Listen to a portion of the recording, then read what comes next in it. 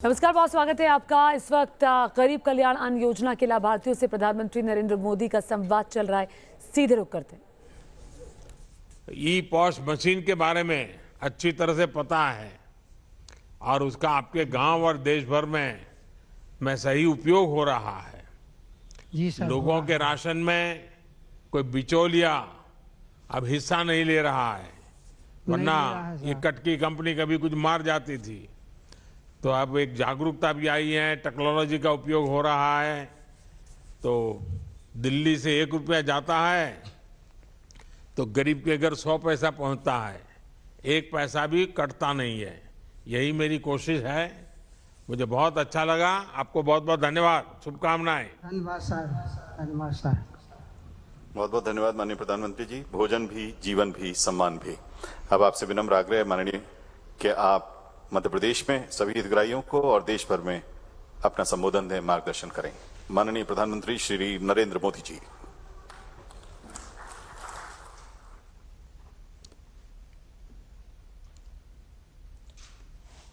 नमस्ते जी। मध्य प्रदेश के राज्यपाल और मेरे बहुत पुराने परिचित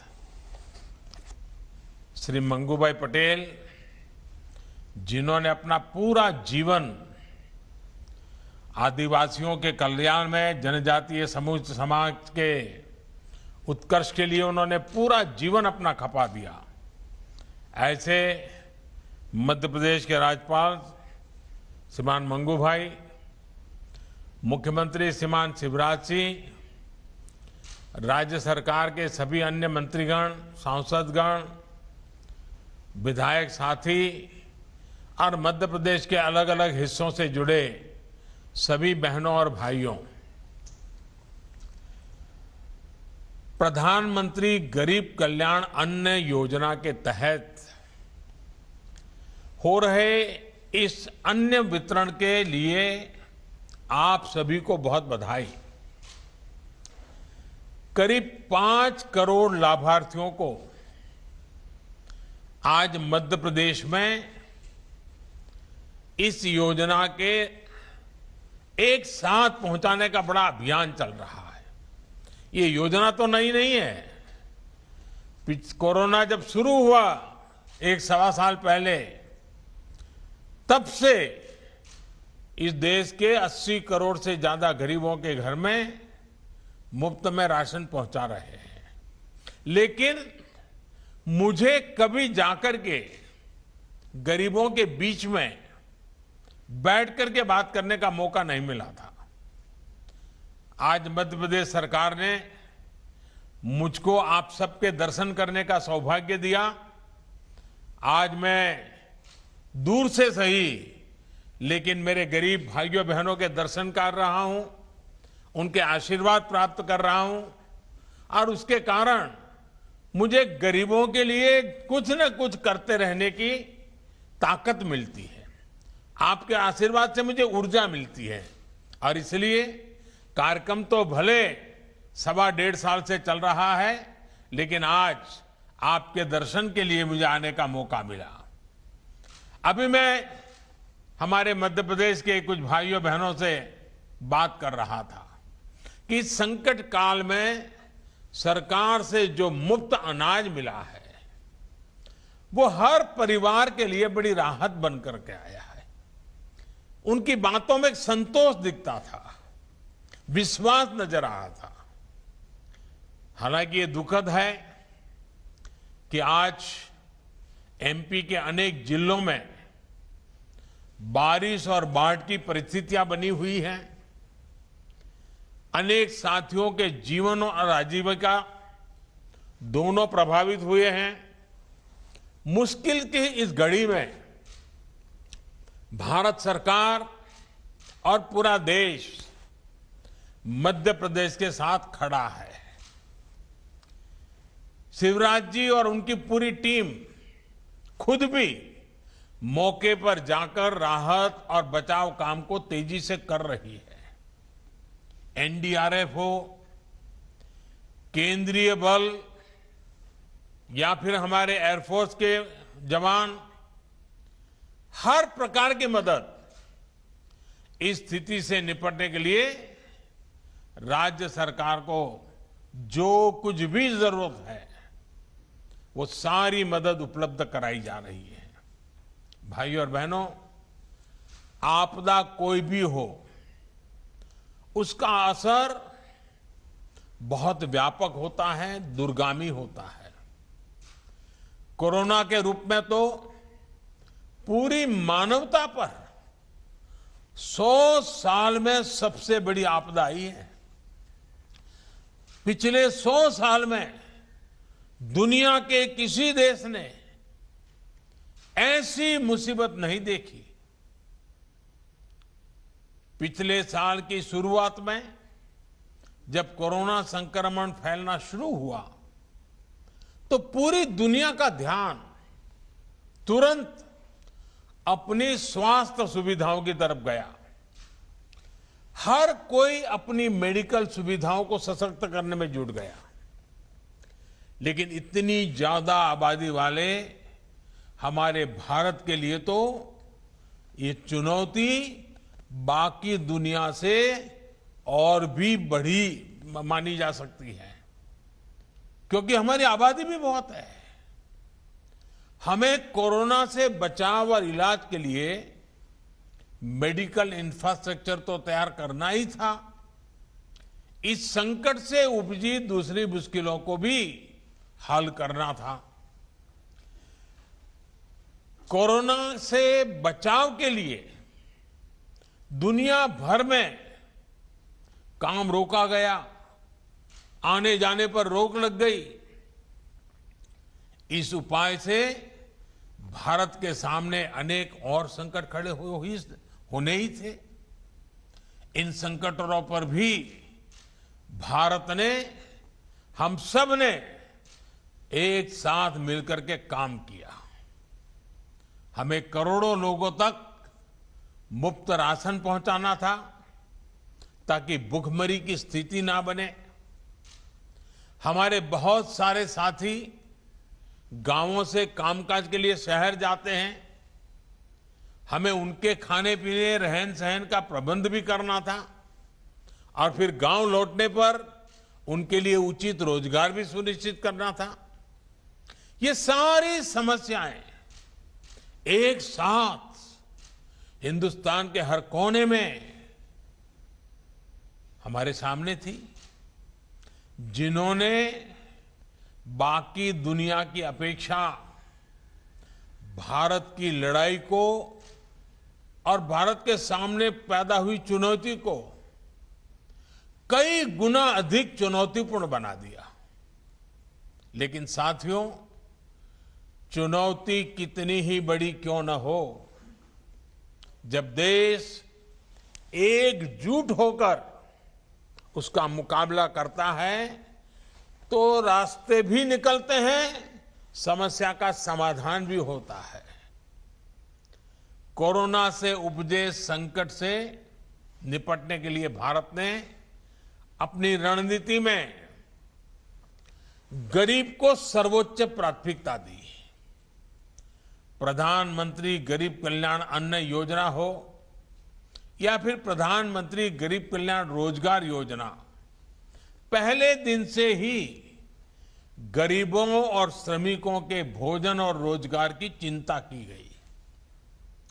इस पूरे कालखंड में 80 करोड़ से अधिक देशवासियों को मुफ्त राशन पहुंचाया गया है। सिर्फ गेहूं, चावल और दाल ही नहीं, बल्कि लॉकडाउन के दौरान हमारे 8 करोड़ से अधिक गरीब परिवारों को गैस सिलेंडर भी मुफ्त दिया गया।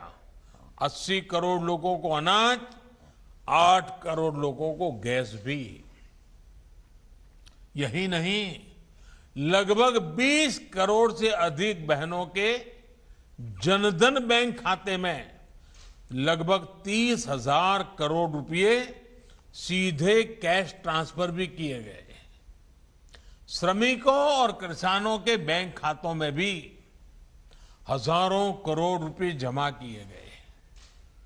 अभी 2 दिन बाद ही 9 अगस्त को करीब करीब 10-11 करोड़ किसान परिवारों के बैंक खाते में फिर से हजारों करोड़ रुपए सीधे ट्रांसफर होने वाले हैं। साथियों, इन सारे प्रबंधों के साथ साथ भारत ने मेड इन इंडिया वैक्सीन पर भी पूरा जोर लगाया। यही कारण है कि आज भारत के पास अपनी वैक्सीन है। ये वैक्सीन प्रभावी भी है, सुरक्षित भी है। कल ही भारत ने 50 करोड़ वैक्सीन डोज लगाने के बहुत अहम पड़ाव को पार किया है। दुनिया में ऐसे अनेक देश हैं जिनकी कुल संख्या से भी अधिक टीके भारत एक सप्ताह में लगा रहा है। ये नए भारत का, आत्मनिर्भर होते भारत का नया सामर्थ्य है। कभी हम बाकी दुनिया से पिछड़ जाते थे, आज हम दुनिया से कई कदम आगे हैं। आने वाले दिनों में टीकाकरण की इस गति को हमें और तेज करना है। साथियों, कोरोना से बने हालात में भारत आज जितने मोर्चों पर एक साथ निपट रहा है, वो हमारे देश के सामर्थ्य को दिखाता है। आज दूसरे राज्यों में काम कर रहे श्रमिकों की सुविधा के लिए one nation one ration card की सुविधा दी जा रही है। बड़े शहरों में श्रमिकों को झुग्गियों में ना रहना पड़े, इसके लिए उचित किराए की योजना लागू कर दी गई है। हमारे रेहड़ी पटरी और ठेला चलाने वाले भाई बहन, हमारे इन साथी फिर से अपना काम धंधा शुरू कर सके, इसके लिए पीएम स्वनिधि के तहत उन्हें बैंक से सस्ता और आसान ऋण उपलब्ध कराया जा रहा है। हमारा कंस्ट्रक्शन सेक्टर, हमारा इंफ्रास्ट्रक्चर सेक्टर रोजगार का एक बहुत बड़ा माध्यम है। इसलिए पूरे देश में इंफ्रास्ट्रक्चर के प्रोजेक्ट पर लगातार तेजी से काम चल रहा है। साथियों, आजीविका पर दुनिया भर में आए इस संकट काल में ये निरंतर सुनिश्चित किया जा रहा है कि भारत में कम से कम नुकसान हो। इसके लिए बीते साल में अनेक कदम उठाए गए हैं और निरंतर उठाए जा रहे हैं। छोटे, लघु, सूक्ष्म उद्योगों को अपना काम जारी रखने के लिए लाखों करोड़ रुपए की मदद उपलब्ध कराई गई है। सरकार ने इस बात का भी ध्यान रखा कि खेती और इससे जुड़े सारे कामकाज सुचारू रूप से चलते रहे। हमने किसानों को मदद पहुंचाने के लिए नए नए समाधान निकाले। मध्य प्रदेश ने भी इसमें सराहनीय काम किया है। मध्य प्रदेश के किसानों ने रिकॉर्ड मात्रा में उत्पादन भी किया, तो सरकार ने रिकॉर्ड मात्रा में एमएसपी पर खरीद भी सुनिश्चित की। मुझे बताया गया है कि एमपी में इस बार गेहूं की खरीद के लिए देश में सबसे अधिक खरीद केंद्र बनाए थे। मध्य प्रदेश ने अपने 17 लाख से अधिक किसानों से गेहूं खरीदा और उन तक सीधा 25,000 करोड़ रुपए से अधिक पहुंचाया है। भाइयों और बहनों, डबल इंजन सरकार का सबसे बड़ा लाभ यही है कि केंद्र सरकार की योजनाओं को राज्य सरकार और संवार करके आगे बढ़ाती है, उनकी शक्ति बढ़ा देती है। मध्य प्रदेश में युवाओं का स्किल डेवलपमेंट हो, हेल्थ इंफ्रास्ट्रक्चर हो, डिजिटल इंफ्रा हो, रेल रोड कनेक्टिविटी हो, सभी पर तेज गति से काम किया जा रहा है। शिवराज जी के नेतृत्व में मध्य प्रदेश ने बीमारू राज्य की पहचान को काफी पहले ही पीछे छोड़ दिया है। वरना मुझे याद है एमपी की सड़कों की क्या हालत होती थी। यहां से कितने बड़े बड़े घोटालों की खबरें आती थी। आज एमपी के शहर स्वच्छता और विकास के नए प्रतिमान गढ़ रहे हैं। भाइयों और बहनों, आज अगर सरकार की योजनाएं जमीन पर तेजी से पहुंच रही हैं, लागू हो रही हैं, तो इसके पीछे सरकार के कामकाज में आया परिवर्तन है।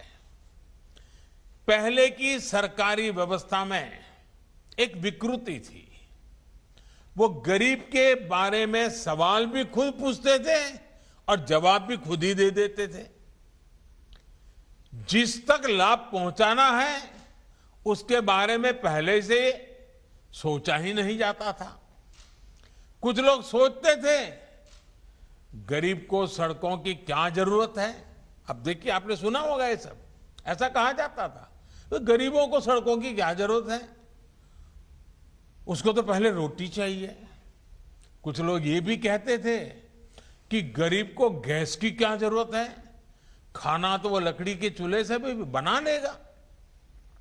एक सोच ये भी थी कि जिसके पास रखने के लिए पैसा ही नहीं, वो बैंक खाते की क्या करेगा, बैंक खातों के पीछे क्यों लगे हो।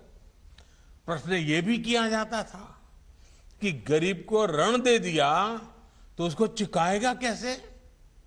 दशकों तक ऐसे ही सवालों ने गरीबों को सुविधाओं से दूर रखा।